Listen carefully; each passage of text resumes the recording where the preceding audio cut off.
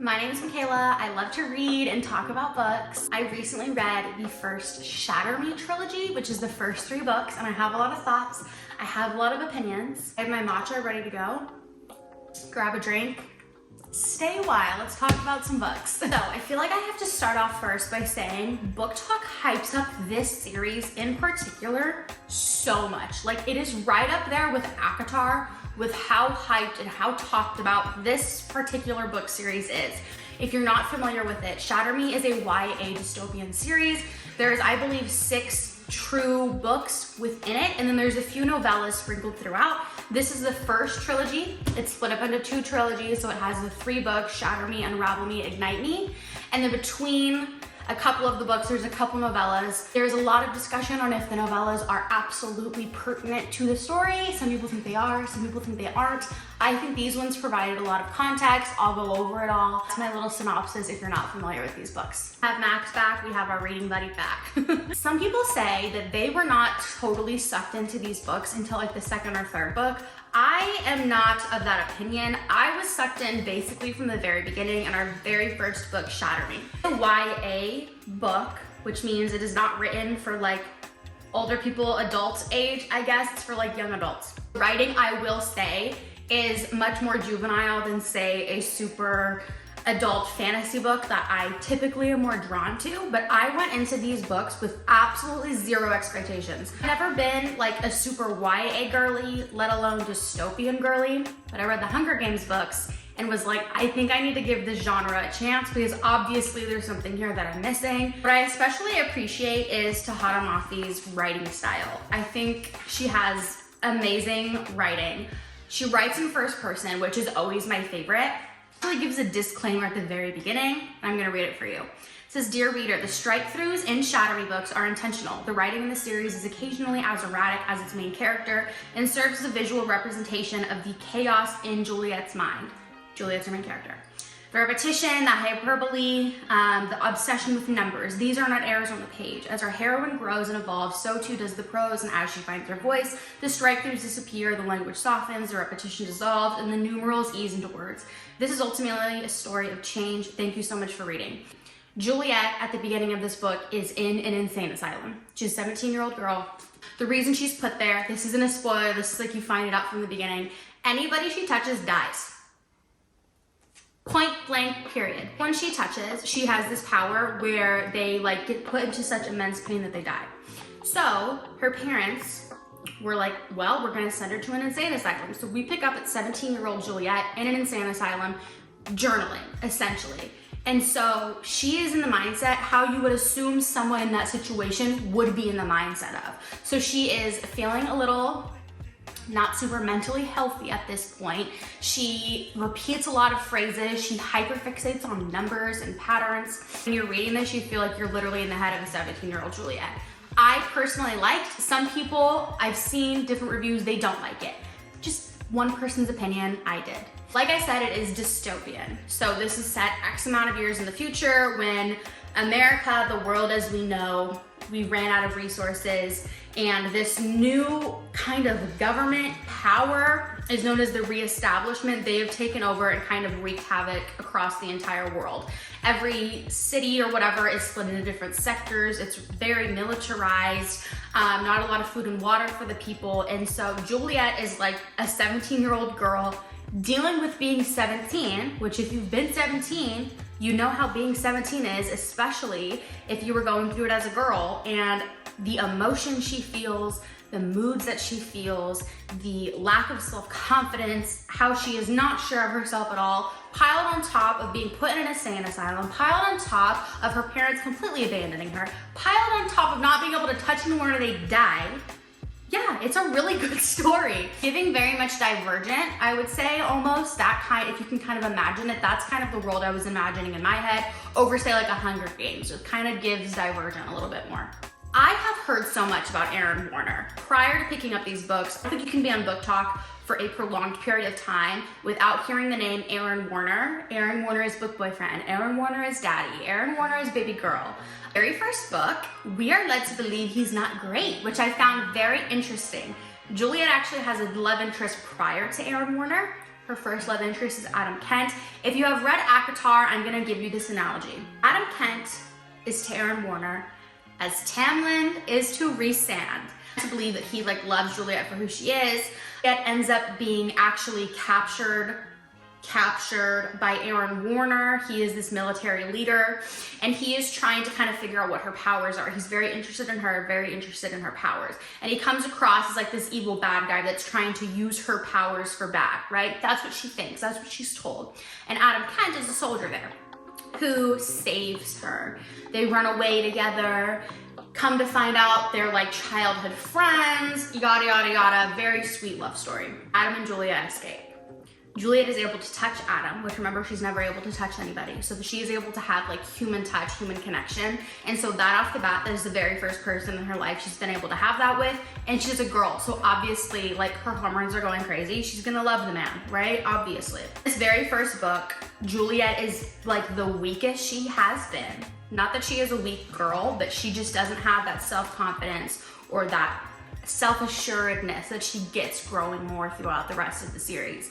And Adam Kent very much likes that like weak, fragile bird type, I would say, where he feels like he's taking care of her and that she needs him. So that is book number 1, Shatter Me. A quick little synopsis. After that, we read our very first novella, which is Destroy Me, the very first novella. Every single page in the very first book is written in Juliet's perspective.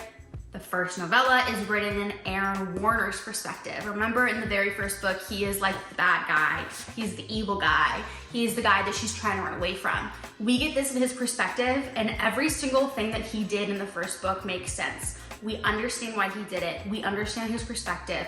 We get his POV. We learn that his dad is like the most evil person in the world and a giant asshole, for lack of a better term. Basically, we understand why Aaron has done everything he's done. We understand how he feels about Juliet. Spoiler alert, it's romance, baby. To understand him more as a character. I am always a fan of like the morally gray male love interest anyway. So even though we're not supposed to like Aaron in the beginning, I did, and then his novella really just strung it home for me. Since we're chugging along in order, book number 2 is Unravel Me. This is the second overall book in this trilogy. I love this book so much. This book, we get to learn more about one of our like main side characters. His name is Kenji Kishimoto, and he is hilarious. He is so funny. He adds that awesome comedic relief.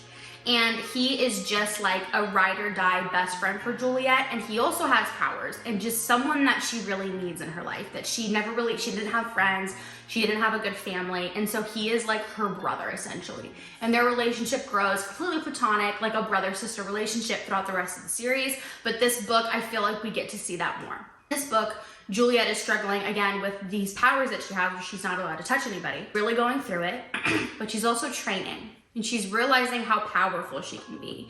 And her boyfriend, Adam Kent, does not like that. He does not like that she's growing to be more powerful because she does not need him as much anymore. She doesn't need him to protect her. She can protect herself. She's like fucking powerful, like I said. Also get a lot more Aaron and Juliet scenes in this book. Aaron Warner and Juliet. They end up in the same situation. They end up in the same area. He confesses his feelings to her. It's all very romantic, and I eat it up. But mainly what I like about Unravel Me, the book 2, so much is just seeing Juliet come into her own a lot more and realizing how powerful she really is and the power that she holds. We get a lot more battle scenes, and we get to see the different ways in which Juliet's power works. So it kind of expands beyond, if I touch you, you're gonna die. She's like super strong. It's a really cool magic system they have working on in this universe. Now, the next novella, which is also in this book, it is Destroy Me. The first one was written in Aaron Warner's perspective. This next one is from the very first boyfriend, Adam Kent's perspective. And if I dislike Adam Kent so far, this novella alone made me hate the man. He is constantly, in his perspective, saying how he's so worried for Juliet, scared for her. Like a war sequence, and she is fucking shit up, and he is like, I'm just so scared because she's like really weak and really fragile, and I don't even know if she can be running as fast as us, and I don't know how she's gonna be able to keep her own, and she should have probably just stayed where it's safe instead of coming out and fighting. And it's like literally making me want to gag. He does not think highly of her at all. And I think that's why all of us collectively as book talk girlies love Aaron Warner so much, because he sees her for who she is, for all of the potential that she is, and he loves her for that. For how powerful she is, how strong she is, how influential she is. And Adam Kent loved her when she wasn't any of those things. And so when she's like maturing and becoming more confident and growing into her own, that's when they start to butt heads. And this novella, in his perspective, really just shows, I think, how shitty of a person he is. Now, the third and final book of this initial trilogy is Ignite Me. And I have seen a lot of people on book reviews say that this is their favorite in the Shatter Me, like the entire series of all 6 books. And I understand why people say that. I would relate it to like a reality TV show. This book is also really interesting because every other chapter is in Juliet's perspective or Aaron Warner's perspective, and they're kind of going through the motions of certain things that they're dealing with. I'm trying not to give too many spoilers. And so we see how Juliet is dealing with something and how she's feeling and the thoughts she's having, and then it flips to how Aaron is feeling, what he's thinking, the thoughts that he's having. And through this book, like their romance really takes strong in this book, and it's a really good one. There's a lot of iconic scenes and iconic quotes from Aaron Warner that are all in Ignite Me. But what I really like about this book is I feel like Juliet really comes into her own. She becomes that badass female main character that I love to read about. And it's so crazy to see how different she is in the beginning of the very first Shatter Me book to the woman she's become in this book. And Aaron Warner deserves all of the hype us book girlies give him. He deserves it all. He deserves the world. He deserves everything. Overall, this series so far has been amazing. I read these, I guess you can call them 4 books, right? Because 2 are in one book as a novella, in 2 days. I read this whole stack in 2 days because I couldn't put it down. I had to know what was gonna happen next. I had to immediately start the next book. I had to see what was gonna happen with Juliet, what was gonna happen with Warner. I just had to know. I had to know. This is one of those series that will absolutely suck you in.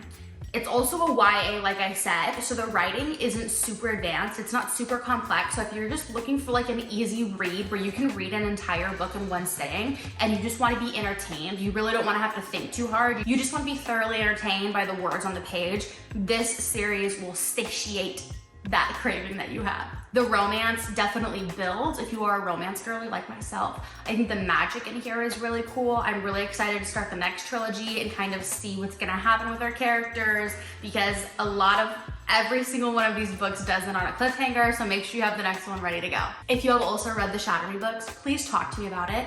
I love this series so much. I get the hype. I am sorry it has taken me so long to hop on the Shatter Me train, the Aaron Warner train, and read these. If you've read these, please let me know in the comments. We can talk about it. Let me know what you think. If you didn't love it, I get it, I understand, but if you loved it, let me know too. Please subscribe. My name is also at Michaela's Reads on Instagram and TikTok, so please follow me, say hi, how's it going? I love to talk about books. Have a great rest of your day. Mwah.